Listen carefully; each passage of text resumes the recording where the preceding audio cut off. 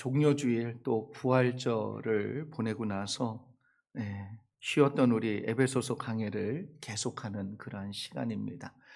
과거에 여러분들 손편지를 써보셨을 텐데 손편지를 쓸 때 그 밤에 막 감정이 우러나서 열심히 썼는데 아침에 읽어보면 대단히 유치해지잖아요. 그래서 찢어. 해보신 분들은 다 끄덕이시는데 감정이 애절해지면요 길어집니다. 문장이. 왜냐하면 끊을 수가 없어요. 그 복받쳐 오르는 마음과 기쁨과 사랑과 그 은혜 때문에 끊을 수가 없이 그 문장은 계속 이어지게 되지요. 여러분에게 한번 질문하고 싶습니다. 여러분, 하나님의 은혜를 우리가 알고 있고 하나님이 우리를 은혜를 베풀어 주셨다라는 걸 우리가 감격하고 기뻐하지요. 여러분에게 종이를 한 장씩 나누어 드리고 여러분이 이 자리에서 하나님의 구원의 은혜를 한번 감사하는 마음으로 한번 써보시라. 그러면 얼마나 채우실 수 있을 것 같습니까? 여러분, 그 감사, 그 구원해 주신 하나님의 그 구원의 은혜에 대한 감사의 마음을 적을 내용이 얼마나 길게 자리 잡을 수 있겠습니까? 꽉 채우시겠지요. 별로 동의하지 않는 얼굴들이세요. 꽉꽉 채우실 거라고 생각합니다. 많은 분들이 그런 마음이실 텐데 사도 바울도 하늘의 신령한 복에 관하여 무려 헬라어 단어가 220개나 되는 이러한 단어를 써서 끊어지지 않는 한 문장으로 우리가 읽은 3절부터 14절까지의 내용을 표현하고 있는데 이런 결과로 볼 때 그만큼 사도 바울은 지금 그리스도로 말미암아 우리가 받은 이 하늘의 신령한 복이 얼마나 대단한 것이고 얼마나 감격적인 것이고 얼마나 가슴 벅찬 일인지에 대해서 그가 가슴 터지는 마음, 이 감격을 가지고 감동을 가지고 써 내려갔다라는 것을 우리가 분명히 알 수 있지요. 지난 시간에 말씀드린 것처럼 에베소서 1장 3절부터 14절까지는 가장 긴 문장으로 쓰여진 말씀인데 그 핵심 내용은 하늘의 신령한 복에 관한 그러한 말씀을 적고 있습니다. 또한 우리가 살펴본 1장 전반부 3절로 7절까지의 말씀 속에는 세 가지 중요한 하늘의 신령한 복에 대한 내용을 말씀해 주고 있어요. 첫 번째가 뭐냐면 하나님께서 우리를 예수 안에서 택정하셨다. 그러니까 예수 안에서 우리를 택하여 주셨다. 이게 참 귀한 복이다. 그리고 두 번째는 뭐냐면 하나님의 우리를 택하여 주심으로 말미암아 우리가 하나님의 양자가 되었다. 자녀가 되었다. 그러니까 우리가 하나님께 택함 받은 것으로 끝난 게 아니고 어떻게 택해 주셨냐 하면 자녀로 택해 주셨다. 이게 하늘의 가장 큰 복이다. 그리고 세 번째는 뭐냐면 하나님의 은혜로 예수 안에서 구속, 곧 죄사함을 우리가 받게 된 것이다. 그렇기 때문에 하늘의 신령한 복을 우리가 누린다는 이 사실이 얼마나 큰 은혜고 복인지를 알아야 된다. 그래서 찬양할 수밖에 없다. 그래서 찬송을 올려드린 거지요. 오늘은 계속해서 우리가 받은 하늘에 속한 복에 대해서 살펴볼 예정입니다. 그런데 한 가지 더 중요한 것이 있는데 그게 뭐냐면 하늘의 신령한 복을 왜 누리게 하셨는가? 그러니까 이 하늘에 속한 이 복을 우리에게 왜 주셨는가라는 그 이유를 아는 것입니다. 결국 하나님께서 우리를 예수 안에서 선택하시고 하나님 자녀로 삼아서 구속해 주신 이유가 뭐냐는 질문이 있고 답이 있는 거예요. 이것을 더 구체적으로 말씀드리면 예수 안에서 구원받은 자들의 인생 목적이 뭐냐는 거예요. 믿는 우리, 예수 안에서 구원받은 우리의 인생의 궁극적인 목적이 무엇이냐 하는 것이지요. 그래서 오늘 본문을 우리가 함께 나누면서 신령한 복에 관한 내용을 우리가 확실히 알았으면 좋겠습니다. 그리고 동시에 믿는 자의 인생 목적이 무엇인지를 구체적으로 발견하고 우리가 그러한 목적과 내용을 알고 살아가는 귀한 분들 되시기를 소망합니다. 먼저 8절로 10절까지의 말씀 함께 읽어볼까요? 8절로 10절까지의 말씀 같이 한번 읽습니다. 시작. 이는 그가 모든 지혜와 총명을 우리에게 넘치게 하사 그 뜻의 비밀을 우리에게 알리신 것이요 그의 기뻐하심을 따라 그리스도 안에서 때가 찬 경륜을 위하여 예정하신 것이니 하늘에 있는 것이나 땅에 있는 것이 다 그리스도 안에서 통일되게 하려 하심이라. 아멘. 우리가 잘 아는 존 파이퍼 목사님은 미국 교회가 세속화되면서 하나님 중심의 신앙을 잃었다라고 계속해서 비판하고 이야기했지요. 왜냐하면 성공지향적인 신앙으로 변질되었기 때문에 그렇다는 겁니다. 특히 조엘 오스틴 목사님처럼 긍정의 힘이라는 이러한 가르침과 성경적인 신앙은 성경과는 반대되는 설교이고 인간 중심적인 신앙으로 변질시키는 원인이다라고 강력하게 비판을 했습니다. 이것이 여러분 근데 왜 문제입니까? 성공하는 것이 잘못된 것입니까? 인간의 마음에 긍정적인 생각을 갖는 것이 잘못된 것입니까? 인간이 가지고 있는 가능성을 높여주는 그러한 설교가 왜 문제가 되는 겁니까? 할 수 있다 너. 이게 왜 문제냐는 거예요. 그런데 문제는 이게 성경에 기초한 메시지가 아니라는 거예요. 성경은 그렇게 말하지 않는다는 것이 문제입니다. 그래서 성경에 기초가 되지 않는 메시지이기 때문에 그렇고 그렇다면 그것을 어떻게 우리가 알고 붙드느냐에 따라서 여러분 성경은 항상 하나님 중심의 신앙을 가리키고 있는데 자칫 잘못하면 우리가 인간 중심의 신앙에 쓰게 되면 하나님이 원하시는 신앙생활을 하는 것이 아니라 내가 좋아서 하는 신앙생활로 변질될 수 있다는 거예요. 본문에서도 7절에 보면 언급하지요. 속량 곧 죄사함을 얻은 이유가 인간으로부터 출발하지 않습니다. 여러분 지혜와 총명이 어디에서부터 출발하냐면 하나님께서 주셨다 이렇게 말씀하고 있어요. 그래서 인간으로부터 출발된 지혜와 총명이 아니라 죄사함의 은혜를 깨닫는 지혜를 하나님께서 주셨기 때문에 내가 안 되는 거예요. 아무리 똑똑한 사람도 하나님께서 이 깨닫는 지혜를 주시지 않으시면 깨닫지 못해요. 정말 그게 맞다 그러면 하버드, 예일이 다 깨달아야 된단 말이에요. 하버드 출신이고 예일 출신인 사람들이 성경만 딱 읽어도 그게 무엇인지를 깨닫고 알아야 되는데 그렇지 않다는 거지요. 아무리 인간적으로 생각해도 말이 안 되는 내용이 너무 많다는 거예요.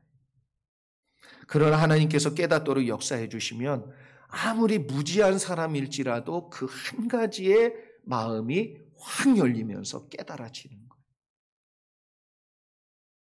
그래서 무지한 사람일지라도 하나님께서 이 깨닫는 지혜를 부어주시는 순간 그가 구원을 깨닫고 죄사함의 은혜를 누릴 수 있는 것입니다. 그래서 비밀이라고 얘기했어요. 그럼 비밀은 뭐죠? 말해주지 않으면 절대로 모르는 거예요. 얘기 안 해주면 절대로 몰라요. 근데 우리는 참 비밀이 당신만 알고 있어. 하지 마시길 바랍니다. 그 순간 모든 교인이 다 알아요. 당신만 알고 있어가 안 되는 곳입니다. 그래서 여러분 비밀은 알려주지 않으면 절대 알 수도 없고 이해할 수도 없고 깨달을 수도 없는 거지요. 이것뿐만 아니라 때가 찬 경륜을 위하여 예정하셨다 이렇게 얘기하죠. 여기서 말하는 경륜이라는 이 말이 헬라어로 보니까 오이코노미아라는 단어인데 이 말의 어원이 직책으로 말미암아 이것으로 나타나는 활동의 내용을 의미한다는 거예요. 직책으로 말미암아 활동하는 내용을 이야기하는 것이 이 경륜이라는 뜻이지요. 예를 들면 이런 겁니다. 여러분, 주부는 가정을 어떻게 경영하죠? 관리하잖아요. 그렇죠? 가사를 관리한다. 그러면 기업인은 표현을 경영한다 이렇게 얘기합니다. 그러니까 어떤 직이고 직책이냐에 따라서 그 운행하는 내용에 따라 표현이 조금씩 다르다는 거죠. 그리고 오이코노미아는 사람이 주체가 될 때는 경영이라고 표현하는데 하나님이 주체가 될 때는 경륜이라는 말로 해요. 그러니까 이 구원에 대한 모든 것이 뭐예요? 하나님께서 주관하시고 주체이시고 움직이시고 이끌어 가시고 만드시고 그 결과가 다 누구의 손에? 하나님 손에서 나오고 시작됐을 뿐만 아니라 하나님 손에 의해서 마무리가 되기 때문에 경륜이다 이렇게 표현을 한 것이지요. 그러니까 지금 사도 바울은 이 모든 구원의 역사 가운데 주체는 하나님이시다. 여러분, 우리의 인생을 경영하시고 이끌어 가시는 분이 하나님이시기 때문에 우리의 인생이 하나님의 경륜 가운데 예정되어 있고 그것을 이루어 가시는 하나님의 역사가 분명히 있는 줄 믿습니다. 그래서 성경적인 신앙은 하나님 중심적인 신앙이에요. 이것이 왜 중요한가 하면 우리가 여러분 학창 시절에 수학 문제 풀 때 이상하게도 내가 아는 공식을 대입해 가지고 막 풀려고 노력을 하고 또 노력을 하는데 답이 안 나. 그러면 옆에 공부 잘하는 친구한테 가서 물어보죠. 야, 이 문제 내가 이렇게 풀려고 그러는데 왜 안 되냐? 근데 그 친구 너무 쉽게 푸는 거예요. 그러면 진짜 공부를 안 하고 싶지. 걔는 쉽게 푸는. 제가 그래서 왜 안 풀리지? 이게 왜 그렇지? 그러니까 그 친구가 그러는 거예요. 미적분으로 풀어야 된대. 근해 공식으로 풀면 안 되고. 이 말을 할 때 고개를 끄덕이시는 분들은 그래도 대학 공부 열심히 하신 분들이 미적분으로 풀어야 된대요. 근해 공식으로 아무리 해봐도 자기도 이거 해봤는데 그렇게 풀면 안 되고 공식을 미적분으로 대입해서 풀어라. 근데 그렇게 푸니까 나오는 거예요, 답이. 해봤어야 끄덕이는데, 네. 여러분, 우리 인생의 문제가 생길 때마다 답을 얻지 못하는 이유가 무엇인지 아십니까? 하나님 중심의 신앙이라는 공식으로 풀면 되는데, 인간 중심의 신앙으로 보면 절대로 답이 안 나와요.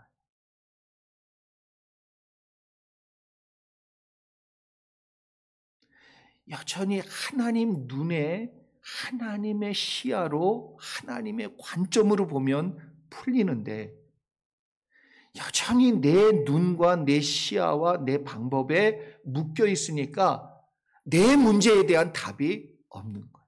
내가 답이 없으니까 하나님도 없는 줄 알아. 그렇지가 않아요. 인생의 답을 얻는 공식이 틀렸기 때문에 그렇습니다. 성경적인 관점으로 인생의 답을 찾고 문제의 답을 찾지 않기 때문에 계속해서 풀리지 않는 거예요. 계속해서 답이 없는 답답한 인생을 사는 거예요. 참 인생의 답을 얻기를 원하십니까? 여러분의 문제가 무엇인지 그 답을 제대로 찾기를 원하십니까? 그렇다면 지금 나의 신앙이 하나님 중심의 신앙인지를 먼저 점검해 보시기를 바랍니다. 하나님 중심의 신앙으로 보지 않으면 계속해서 답이요 움직여요. 내 기분, 내 마음, 내 감정, 내 판단, 내 은혜의 상태에 따라서 답이 움직여요. 그렇기 때문에 답답합니다. 우왕좌왕하는 거예요. 그런 하나님 중심의 신앙으로 풀면 답이 열립니다.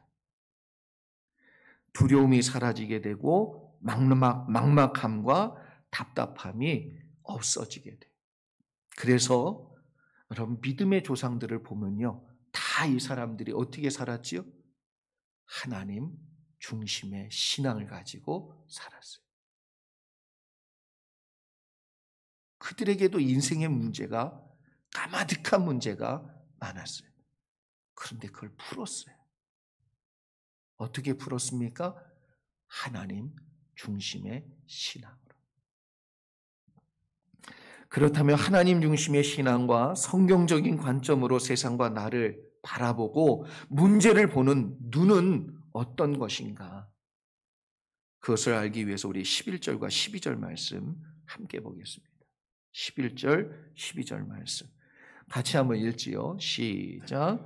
모든 일을 그의 뜻의 결정대로 일하시는 이의 계획을 따라 우리가 예정을 입어 그 안에서 기업이 되었으니 이는 우리가 그리스도 안에서 전부터 바라던 그의 영광의 찬송이 되게 하려 하심이라. 아멘. 여러분, 성경적인 관점이란 하나님께서 모든 일에 그의 뜻대로 결정하신다라는 이 생각. 이 사실을 분명히 알고 인정하고 믿는 것입니다. 결국 모든 일을 그가 뜻하신 대로 결정하여서 이루고 있다는 거예요. 또한 하나님은 당신의 계획을 따라 우리를 인도해 가고 있다는 사실을 알려는 것. 결국 우리로 하여금 하나님의 상속자요, 하나님의 기업이 되어 쓰임받도록 하나님은 우리를 이끌고 계시고 하나님은 우리를 이끌어 갈 계획을 가지고 계시다는 것. 근데 이게 얼마나 놀라운 하늘에 속한 복인지 몰라요. 우리는 상상도 못하는 하나님이 우리에게 주시고자 하시는 유산이 어떤 것인지를 여러분이 알면 밭에 감추인 보화 기억나시죠? 다 팔고 하나님께 그 상속을 받기 위해 올인할 수밖에 없는 것이지요. 그래서 예수님께서 마태복음 10장 29절에 보면 참새 2마리가 한 아사리온에 팔리지 않느냐. 그러나 너희 아버지께서 허락하지 아니하시면 그 하나도 땅에 떨어지지 아니하리라. 참새 2마리가 한 아사리온에 팔리는 이 보잘것없는 이 일에도 하나님의 간섭과 개입과 역사하심이 있다는 거예요. 하나님 허락이 없으면 절대로 이루어지지 않는다는 거예요. 믿으십니까?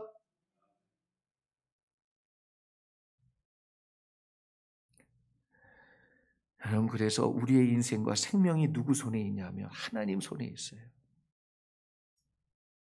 그걸 모르니까 내가 막 몸부림치고 내 인생 만들어 가려고 하지요.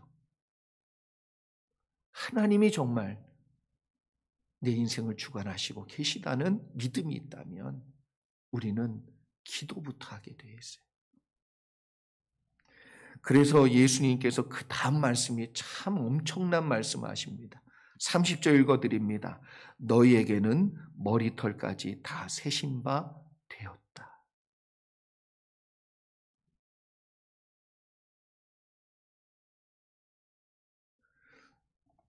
이때 뒤에서부터 이렇게 좀 삐쭉 쓰셔야 돼. 참새 2마리가 한 아사리온에 팔리는 것도 허락이 안 되면 안 된다. 그 다음 말이 정말 충격이지 않아요? 너희는 머리카락도 세신 바 되었다. 31절에 그래서 이렇게 얘기합니다. 두려워하지 말라. 너는 많은 참새보다 귀하니라.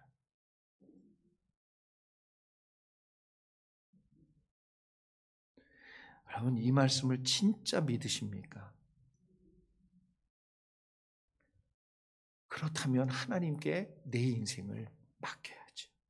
하나님이 나를 주관하고 계시다는 걸 믿어야지.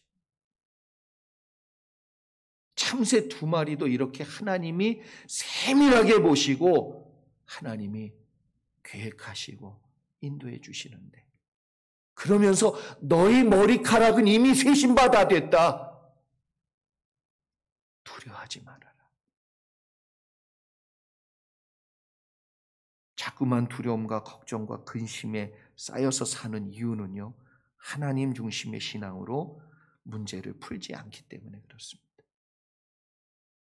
내가 중심이 된 신앙으로 풀려 하니까 답이 없어요.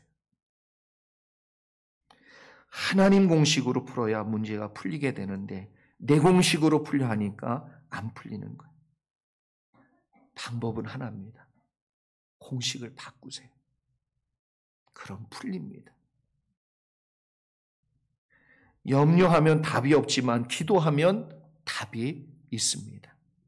기도한다는 것 자체가 뭐냐면 하나님을 중심으로 세우는, 그래서 나의 중심이 하나님의 중심으로 바뀌는 사건이요, 하나님의 말씀을 붙들고 믿는다는 것은 내가 중심이었던 내 신앙에서 하나님의 중심 신앙으로 바꾸는 태도예요. 걱정한다는 것은 여전히 내 공식에 묶여 있는 겁니다. 그러면 문제는 풀리지 않아요. 그러나 공식이 바뀌면 하나님이 열어가실 걸 믿게 될 것이요, 하나님이 이루시는 놀라운 은혜를 경험할 줄 믿습니다. 그래서 결국 하나님께서 원하시는 것이 무엇이냐는 거예요.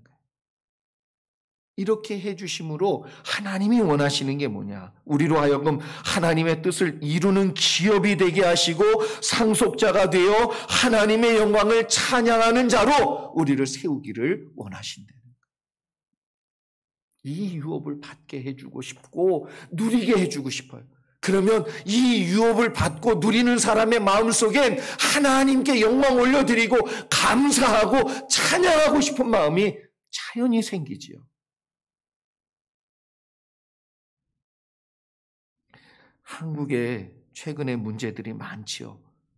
여러분, 주택공사였던 LH라는 이 건축 회사 때문에 참 한국이 시끄럽습니다. 한마디로 공기업, 국가가 운영하는 기업이에요.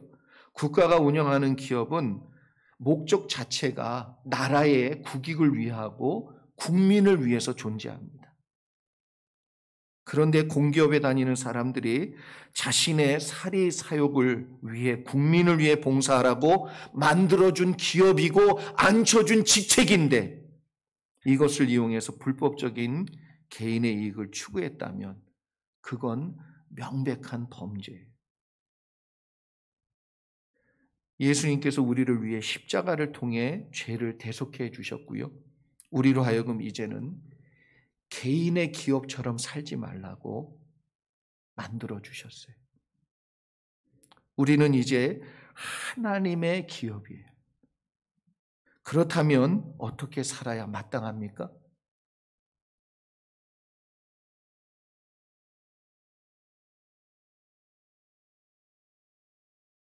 하나님의 목적을 이루는 삶을 사는 게 당연해요.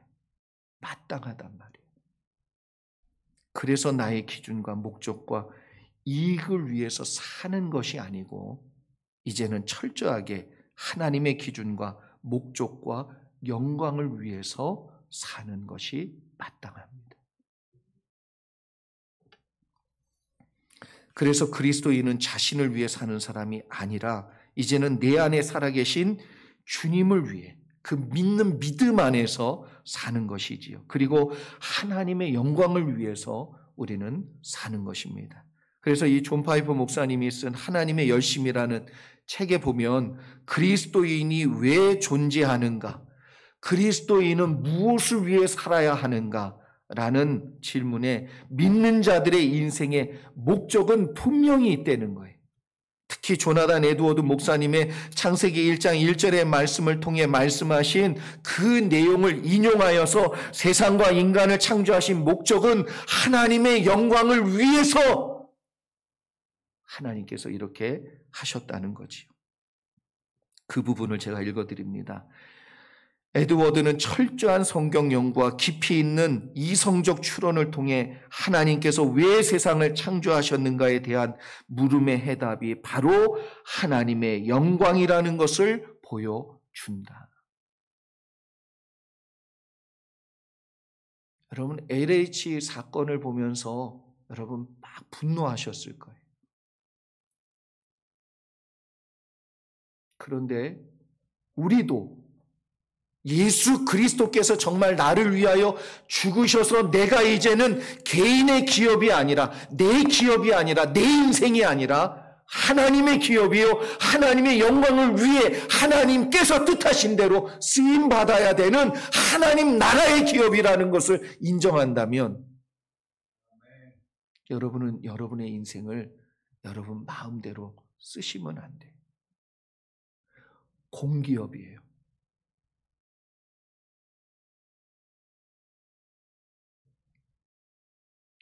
인간을 창조하신 하나님의 목적은 하나님의 영광을 위해서입니다. 하나님께서 우리를 구원하신 목적도 하나님의 영광을 위해서라고 분명히 성경이 밝히고 있습니다. 그렇다면 믿는 자가 존재하는 목적은 하나님이 여러분에게 물질을 주신 목적은 지혜를 주신 목적은 그 자리에 앉혀주신 목적은 하나님 영광을 위해서요.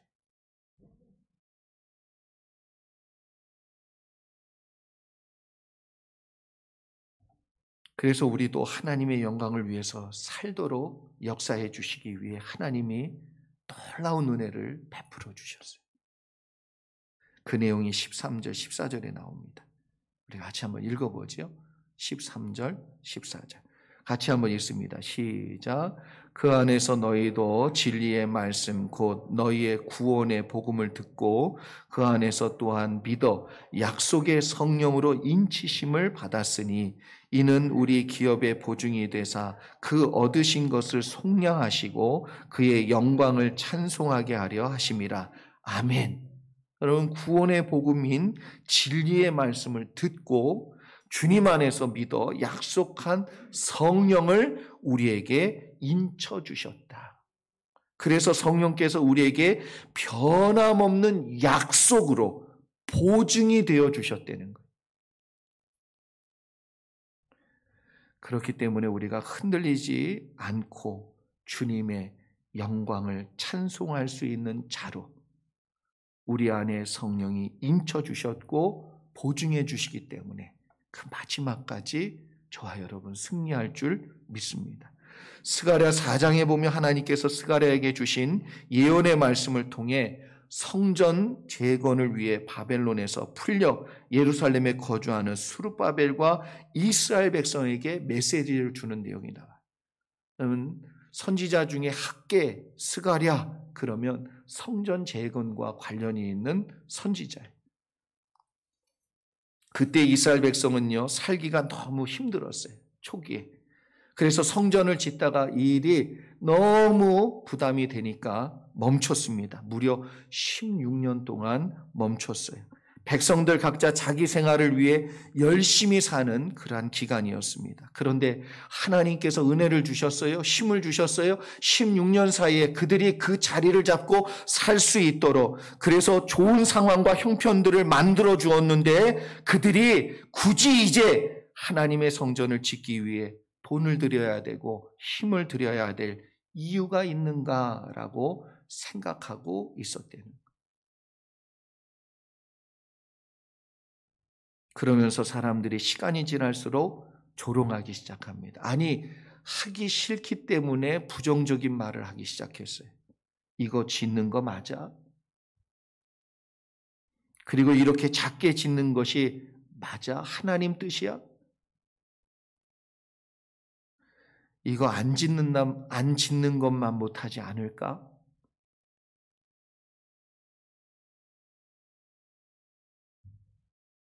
그렇게 생각하면서 결국에는 스룹바벨이 포기할 것이다, 이렇게 기대했어요. 또 여러 가지 문제들 때문에 짓지 못할 것이다 확신했습니다. 그런 생각들이 백성들 가운데 있을 때 스가랴의 예언이 선포가 되고 있어요. 스가랴 4장 6절 말씀 제가 읽어드립니다. 여호와께서 스룹바벨에게 하신 말씀이 이러하니라. 만군의 여호와께서 말씀하시되 이는 힘으로 되지 아니하며 능력으로 되지 아니하며 오직 나의 영으로 되느니라. 하나님이 성령의 역사하심으로 말미암아 이 일을 이루겠다라고 말씀하시는 것이지, 스룹바벨이 볼 때에 지금 하겠다라고 마음 가진 사람 아무도 없고 다 이제는 포기하자라고 얘기하는데, 하나님 내가 이걸 어떻게 합니까? 라고 낙심하고 절망하고 있는데 하나님 뭐라고 그럽니까? 너 사람으로 하는 거 아니야. 힘으로 하는 거 아니야. 성령의 능력으로, 내 힘으로, 하나님의 능력으로 할 거라고 얘기하고 있는 거예요. 하나님께서 아무리 초라해 보이는 시작이지만 그것을 이루시겠다 말씀하시면 자꾸만 믿음이 흔들리는 이스라엘 백성에게 그래서 분명히 이 메시지를 전달해 줍니다. 만군의 여호와께서 말씀하신다. 만군의 여호와란 여러분 모든 것을 할 권세와 능력을 갖고 계신 하나님이 하시겠다는 거예요.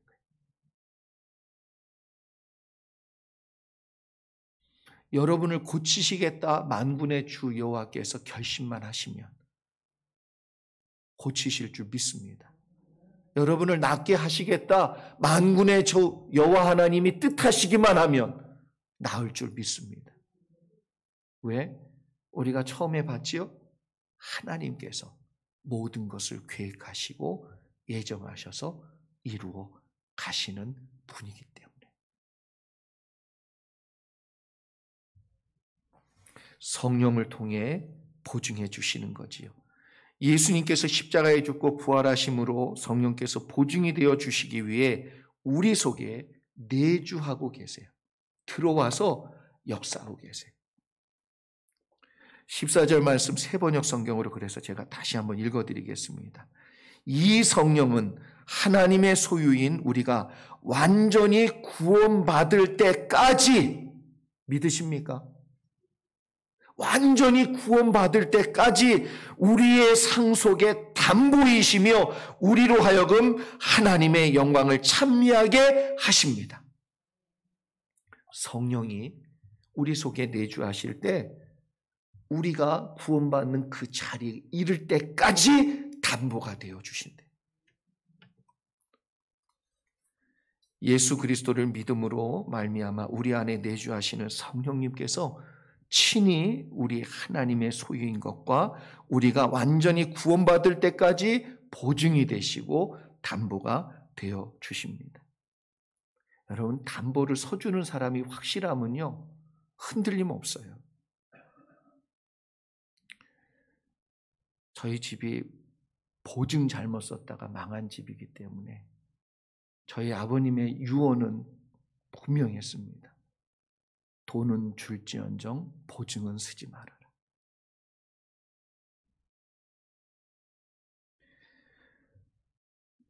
저희 가족이 부목사로 이제 사역을 마치고 이곳에 이제 이사 올 때 사역지가 없었어요.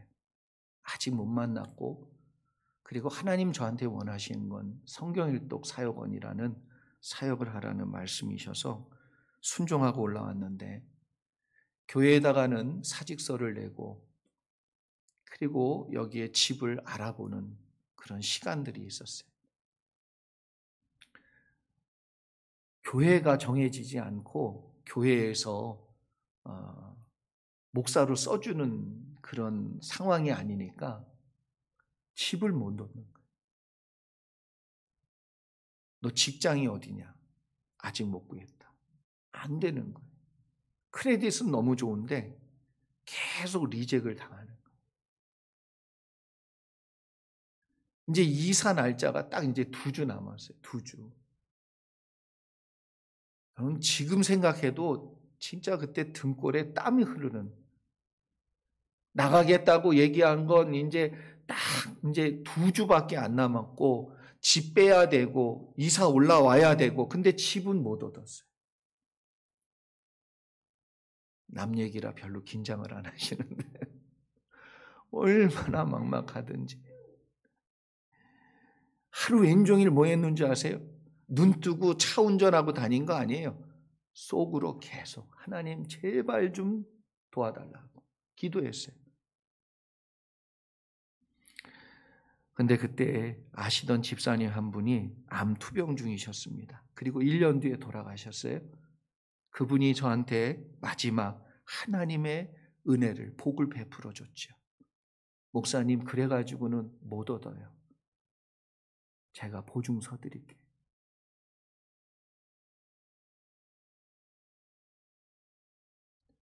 너무 고마웠어요. 너무.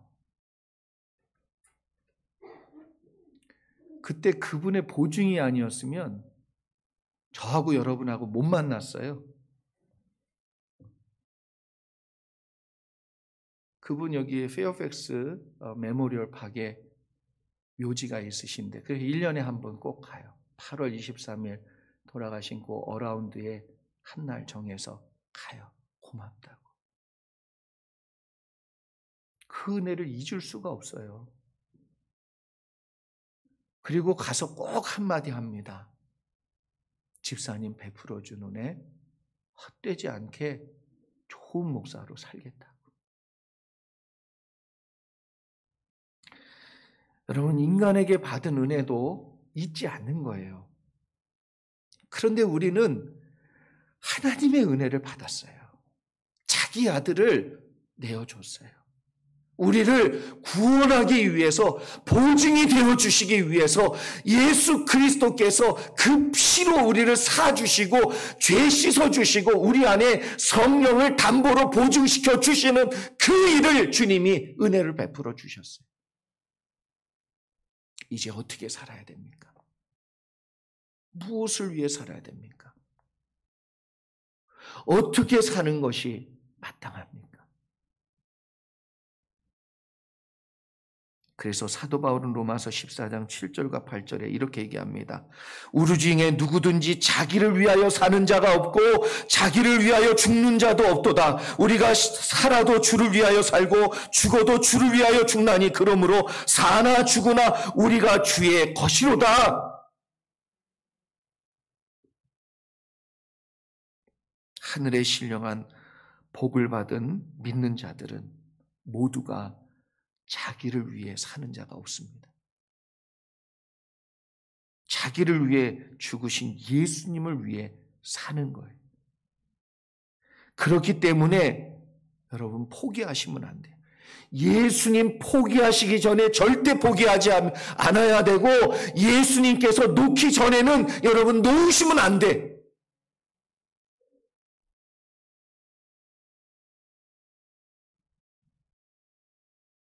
십자가의 은혜를 통해 구속의 은혜를 받은 사람은 오직 하나님 중심의 신앙으로 살아야 되며 오직 하나님의 영광을 위해 살아야만 합니다.